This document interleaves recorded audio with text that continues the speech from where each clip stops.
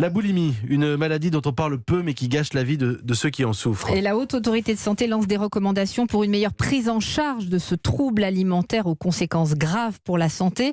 Pour lever le tabou, parce que par honte ou par culpabilité, les malades n'osent pas en parler, comme Charlotte, rencontrée par Roman Oquet. Vraiment, il peut m'arriver de pleurer chez moi avec un paquet de chips et me dire que je suis minable en fait. Je me drogue à la bouffe, quoi. Charlotte souffre d'hyperphagie boulimique depuis son enfance.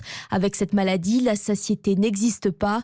Un diagnostic posé il y a 1 an seulement, à 31 ans, le temps d'oser en parler. Pour beaucoup de gens, en fait, on est juste un bon vivant. C'est pas du tout ça, en fait. Moi, j'aurais aimé plutôt qu'il y ait un médecin qui puisse me dire attention, déjà, il y a un surpoids. Peut-être est-ce lié à une maladie, en fait. Parce qu'aujourd'hui, c'est énorme. Et 110 kilos, je respire mal, je me traîne, je peux pas être enceinte. Enfin, c'est très compliqué, quoi. Encore plus difficile à diagnostiquer, la boulimie, parce que là, les malades se font vomir et ne prennent pas de poids, explique Arnaud Cocolle, nutritionniste. Parfois même, on met des années pour mettre le doigt dessus. Il peut y avoir des signes liés au vomissement, c'est-à-dire par exemple les ongles qui sont abîmés, parce qu'à force de mettre les doigts dans la bouche, etc., les dents vont être de mauvaise qualité, s'abîmer sérieusement. Ne pas hésiter à demander des prises de sang également, et après donner du temps à la personne pour s'exprimer. Le temps, seul remède pour se sevrer de cette addiction.